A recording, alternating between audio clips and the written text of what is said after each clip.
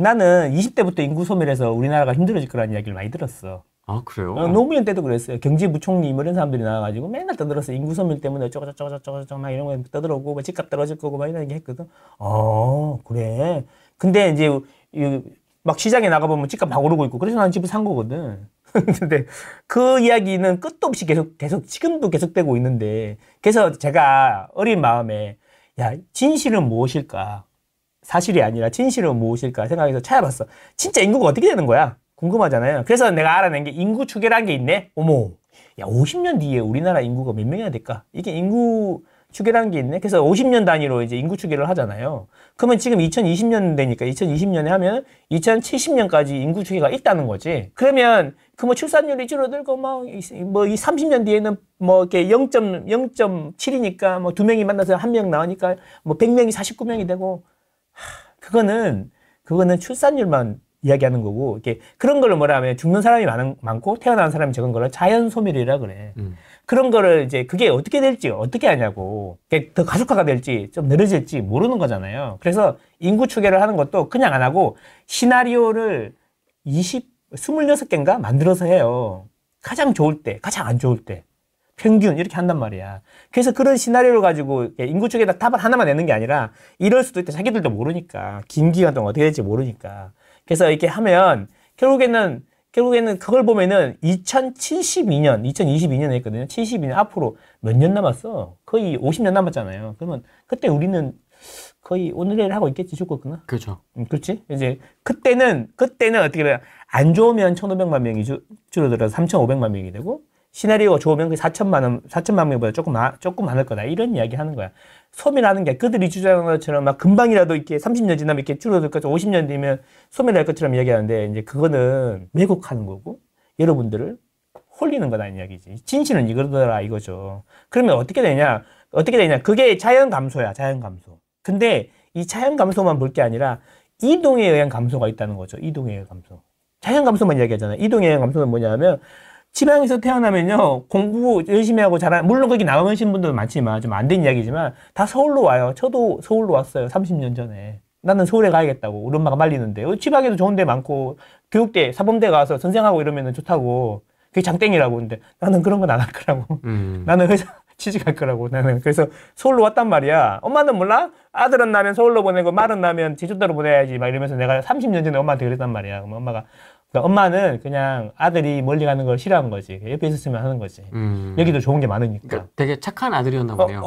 왜냐면 좀 말썽 이렇게 그러면, 야, 너 가서 저기 해. 뭘. 7살 때는 그런 얘기 있잖아. 7 동네에 원수를 지고 내가 그런 장난꾸러기 엄청 장난치고 소 있잖아. 소 방망이로 때리고 소. 염소 묶어놓으면 염소 이거 묶어놓으면 그냥 풀어버리고 염소 있잖아요. 염소 이렇게 묶어놓잖아요. 이렇게 도망 못 가게. 그러면 그걸 풀어버려. CCTV가 있어. 뭐가 있어요. 장난꾸러기 엄청 신발이 한 달을 나갔어. 빵꾸가 맨날 빵꾸 나고 옷 찢어지고 맨날. 근데 앞으로는 이게 더 그럴 거라는 이야기죠. 그래서 이제 서울은 계속 인구가 유지가 될 거고, 지방은 안 그래도 애를 적게났는데 이동에 의해서 더 빨리 감소할 거라는 이야기예요. 그래서 중요한 거는 그래서 돈이 줄어드냐. 돈은 안 줄어드니까 그럼 서울이랑 지방 격차가 더 벌어질 거라는 거지. 지방을 내가 무시하는 게 아니라 이게 우리가 투자 이야기하는 거고 감성을 이야기하는 게 아니잖아요. 그러니까 냉정하게 판단해. 돈 이야기니까 냉정하게 판단하고, 그 다음에 자기가 어떻게 행동해야지 나와 내 가족의 행복을 지킬 거냐 이런 생각을 하고 행동을 해야 되는 거잖아. 네. 그러려면 판단이 감성적이면 안 되고 냉정해야 되니까 제가 그런 얘기 하는 거예요. 머리는 차갑게 가슴은 따뜻하게. 그 이야기인 거야. 그래서 이게 이동에 의한 그거라 감소란 말이야. 그러면 또 이런 얘기 한단 말이에요. 이동에 의한 것 때문에 인구 자연 소멸하고 완전 다르게 움직인다는 거지, 시장이. 근데 선생님, 그럼 말도 안 되는 소리 하지 마세요. 서울은 계속 인구가 줄어드는데 경기도는 늘어나고, 그러면 서울에 올 사람들이 많은데 왜 경기도는 늘어나고 서울은 인구가 줄어들어요? 라고 할 수 있잖아요. 그게 내가 마지막으로 말하는 물리적 감소라는 게 있다. 서울에 아무리 올라 그래도 서울에 집을 안 지으면 경기도로 가야 된다. 근데 서울에서 태어났다고 해도 서울에 태어났다고 해도 서울에 집이 없으면 경기도로 가야 된다. 그래서 서울은 이동에 의해서 서울은 감소하는 건 맞지만, 그거는 사실은 서울이 싫어서 떠나는 게 아니고 집값이 비싸서 떠나는 게 아니고 서울에 집이 없어서 그런 거다. 서울에 집을 계속 안 짓고 있잖아. 그래서 지난 서울시장이 출구 전략, 뉴타운 출구 전략 그래갖고 그 47%를 없앴잖아. 구역을. 씨를 말려버렸잖아. 집도 안 짓고. 그랬잖아요. 그렇다는 거죠. 그러면 뭐 무슨 이야기냐, 이게. 옛날에는 그 4인 가족, 예를 들면 3인 가족이 기본이었다. 한 세대에 3인이 살았단 말이에요. 근데 지금은 2.5인도 안 된단 말이에요. 그럼 예를 들어서 서울에서 남녀가 결혼을 해갖고 아이를 낳으면 한 명일 거란 말이에요. 대부분. 한 명 낳았다고 진짜 3명이 살고 있는데, 한 집에 오손도손 살고 있는데, 아까 그 망고쌤처럼 애가 커가지고 이제 결혼을 하게 됐어요. 그러면 이제 문제가 뭐냐면, 결혼을 하게 됐으면 인구는 그대로인데 집이 하나가 더 필요한 거죠. 근데 서울에 집이 없어요. 그럼 어때요, 이 사람은? 경기도로 가는 거예요. 옆 마을로 가는 거죠. 그러면 딱 보기에는 이동에 의해서 서울의 인구가 감소했고 경기도는 인구가 증가한 것처럼 보이잖아요. 그래서 뭐 학군이 좋은, 뭐 생활 환경이 좋은 늙은 서울이 아니고 경기도로 이동한다, 이런 한학론자도 있긴 하던데 어이가 없는 거지. 요즘에 그런 이야기 안 하더라. 댓글이 흠하게 달렸나 보지. 뭐 어쨌든 그렇다는 거죠. 무슨 이야기인지 이해했어요? 그러니까 뭐냐면 이 가구 원수가 줄어드는 만큼 집을 지어줬어야 된다는 거죠. 예를 들면 30년 전에 그 한 가구당 4명이 살았다고 칩시다. 그러면 서울이 1000만 명이었어요. 1000만 명. 자, 그러면 1000만 명이면 4명이 살기 때문에 집이 250만 호가 있어야 되는 거죠. 왜냐하면 한 가구에 4명이 평균적으로 사니까 1000만 명을 유지하려면 집이 250만 호가 있어야 된다라는 거지. 자, 근데 그게 이제 4명에서 만약에 3명으로 줄었다고 칩시다. 그러면 이제는 집이 이제 3명으로 줄어들었기 때문에 330만 호가 있어야 된다는 거죠. 한 명씩 다 튀어나오는 거니까. 그렇죠. 집집마다. 그렇지. 330만 호. 그러면 83만 호가 더 지어졌어야 된다는 거죠, 집이. 그래야 서울에 1000만 명을 유지할 수 있다는 거지. 그런데 서울은 재개발 재건축으로 공급을 하는데 그동안 치웠냐 이거지. 그걸 못 따라하기 때문에 서울의 주택 보급률도 유일하게 100%가 안 되고, 전국 기준으로 96%, 94%밖에 안 되고, 그 사람들이 떠나가지고 경기도로 가니까 경기도 인구가 늘어나는 것처럼 보이고 서울은 인구가 줄어드는 것처럼 보이는 거죠. 이게 물리적으로 집을 안 지었기 때문에 서울의 인구가 줄어드는 거야. 이걸 알아야지. 그래서 자연 감소만 이야기하는 거는 하수고, 자연 감소, 이동 영향 감소까지 하는 사람은 중수고, 그다음에 물리적 감소를 이야기하는 사람이 고수인 거지. 나는 얻어 걸린 거고. 내 생각이 이렇다는 거지. 아무도 이런 이야기 안 해서 그냥 하는 거예요. 그래서 서울의 인구가 줄어드는 게, 서울이 집값이 비싸서 그런 게 아니야. 서울에 집이 있으면 그 마지막 집을 지불할 수 있는 능력이 되는 사람이 오겠지. 그게 너무 비싸면 빈집으로 두면 안 되니까 가격을 내리겠지. 수요 공급에 의해서 가격이 결정되는 거잖아요. 그 요새 그 뭐 서울 초등학교도 뭐 몇 군데 폐교를 했다 뭐 이런 얘기가 이제 들리다 보니까, 야, 이거 서울도 이렇게 되면 나중에 우리 집값은 또 어떻게 되는 거지? 이런 고민들? 그거를 이제 선동이지. 서울에 그 초등학교가 폐교가 되고 하는 것은 옛날부터 있던 일이에요. 어디가 폐교가 제일 먼저 되냐면 제일 오래된 학교부터 폐교가 많이 됐어요. 종로에, 그 다음에 중구에, 이런 데 있는 옛날 오래된 구도심 학교들 있잖아요. 주택이 없어지고 다 상업시설로 다 바뀌었잖아. 실제로 그게 거주하는 인원들이 적어졌단 말이야. 그러니까 거주하는 인원들이 없으니까 애기들도 줄어들 거 아니에요. 그래서 오래된 초등학교부터 없어지는 거예요. 그거는 이제 어떻게 보면은 인구가 줄어서 그렇다기보다 뭐 중구나 뭐 그런데 누가 안 살고 싶은 사람 누가 있어. 집을 상업시설로 다 바뀌고 주택이 없어지니까 일어나는 문제다라는 거지. 서울 그런 식으로 바라봐야지. 자연 감소보다 훨씬 더 이동이나 아니면 물리적 감소가 훨씬 더 서울은 심하다는 거예요. 그거에 주목해야 된다는 거지. 자, 그래서 이제 그러면 반대로 이야기하면은 그 서울 25개구가 있는데 25개구에 그 출산율 있잖아요. 구별 출산율이 제일 낮은 곳이 강남이 아니에요. 강남은 뒤에서 6등이야. 그러면 강남은 엄청나게 빠른 속도로 아이들도 없어지고 학교도 폐교돼야 되잖아요. 근데 안 그래요. 오히려 강남은 최근에 아이들 숫자가 늘어났어요. 왜 그런지 알아요?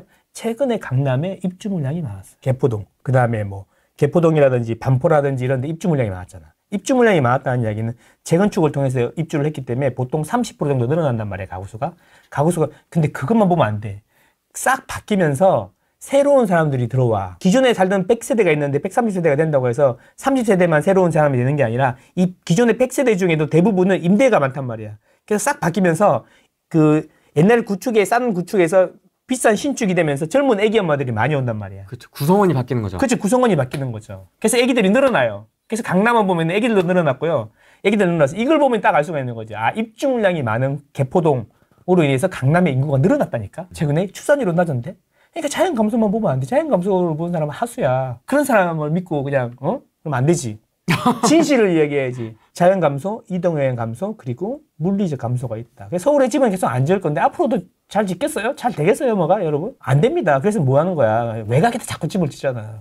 그러면 뭐라 그랬어? 외곽에다 집을 지으면 무슨 일이 생기냐면 그 동네 주변만 가격이 떨어지는 거야. 집이 많아지니까.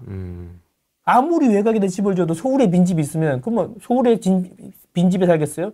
아, 빈집이라는 게 좀 그런데 서울에 아파트가 하나 들어갈 수 있고 외곽에 새 아파트 들어갈 수 있어. 그럼 어디 들어가겠어? 대부분 서울 들어갈 거 아니야. 그쵸? 예, 그러니까 그런 걸 잘 생각해 봐야 된다. 그래서 결국에는 아까 말씀하신 대로 인구가 감소하게 돼도 우리가 생각하는 것처럼 누군가가 이야기하는 것처럼 막 뭐 0.7이니까 두 명 만나서 뭐 한 명을 낳으면서 뭐 이렇게 뭐라 그러냐 0.7 나누기 2 하니까 100명이 35명이 되고 막 몇 년 뒤에는 막 35명이 또 0.7로 하면 또 열 몇 명이 되고 그래서 100명이 열 몇 명이 되고 이런 일은 안 일어난다는 거지. 장난치는 거지 그게. 그게 어떻게 일어나? 기존 그러면 애 낳고 엄마 아빠는 죽어? 아니잖아. 평균 수명도 길어지고 하잖아요. 그렇죠? 그래서 인구 추계라는 걸 공식 통계를 봐야 되고 26가지 시나리오를 보면은 제일 안 좋을 때 3,200만 명인가 그랬던 것 같고 하여튼 4천만 명 조금 안 되는 것 같아서 평균이. 그래서 내가 찾아보니까 통계청에 들어가면 있어요. 2022년에 했어요. 네, 그렇다는 거죠. 돈의 크기가 중요한 거야. 인구 줄로는 돈의 크기가 늘어나니까 돈이 몰리는 데만 몰릴 거다. 그게 서울일 거다. 이런 이야기고. 그 다음에 돈의 크기가 늘어나야 줄어드냐를 경제 성장률로 본다고 하면은 한국은행 그들이 이제 문제 제기했던 한국은행의 인구 분석 보고서 그 내용에 보면은 2040년 후반까지 우리나라 경제 성장률이 마이너스가 안 될 확률이 95%라고 나와 있어요. 그 보고서 자체에. 그 이야기는 적어도 2045년까지는 추정컨대 한국은행이 추정컨대 40년대까지는 계속 경제가 성장할 거고 돈이 계속 늘어날 거라는 이야기를 하는 거 있는 거야.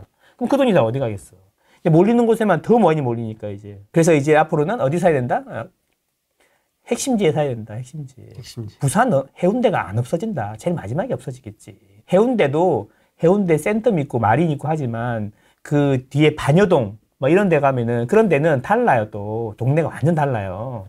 그 해운대도 빈부격차가 엄청 심해요. 진짜 심해요. 그래서 막 새롭게 아파트 짓는 데는 인구가 늘어나고 안 그런 데는 엄청나게 빠르게 빠져나가기 때문에 실제로 평균을 내보면은 해운대가 인구 소멸적인 것처럼 보이는 것 뿐이야. 그런 거 알아야지. 해운대 한번 가봐. 해운대도 전 좋은 데만 가봐가지고. 센텀이나 마리 이런 데 가봤지 뭐. 네. 그 뭐 LCD 이런 데 가봤는데 여기 뒤에 그러니까 자동, 우동, 충동 정도는 괜찮은데 그 뒤에 산 밑에 보면은 있어. 그 반으로 시작하는 동네 있어. 그런 데는 철거민 뭐 이렇게 이주시키면서 만든 동네 뭐 이런 이야기도 있어요. 뭐. 그런 얘기들. 서울에도 그런 데 많아요. 옛날에. 그래서 이제 요즘엔 재개발해서 바뀌고 그러고 있죠. 어쨌든 평균으로 하면 인구 소멸하는 것처럼 보였는데 부산의 해운대도 충격적이잖아. 근데 그걸 이제 부각시키려고 이제 그걸 예를 들은 건데 평균은 그런데 자동, 우동, 충동은 안 그렇다는 거지. 포인트는 핵심지로 가야 된다. 이 수축의 시대니까 이제 집만 산다고 오르는 게 아니라 팽창의 시대는 집만 사면 오르는데 수축의 시대니까 특정 지역만 많이 오를 거다 이런 이야기니까 그거에 맞춰서 움직여야 된다. 냉정해야 된다. 돈 이야기할 때는. 그리고 이제 그래서 냉정하게 판단하고 나와 우리 가족을 어떻게 지킬 거냐 경제적으로 이렇게 따뜻한 마음으로 이제 해석하면 된다. 그거죠. 그게 내가 할 일이 아닌가. 뭐 있어? 따뜻한 마음으로. 그게 그럼 그거 아니야? 내가 뭐가 있어? 우리 애들 잘 되라고 사는 거지 뭐. 안 그래요? 그렇게 조금 더 나오면 내 말에 동의해 주시는 분들한테 조금 도움이 됐으면 좋고 뭐 이 정도지 뭐.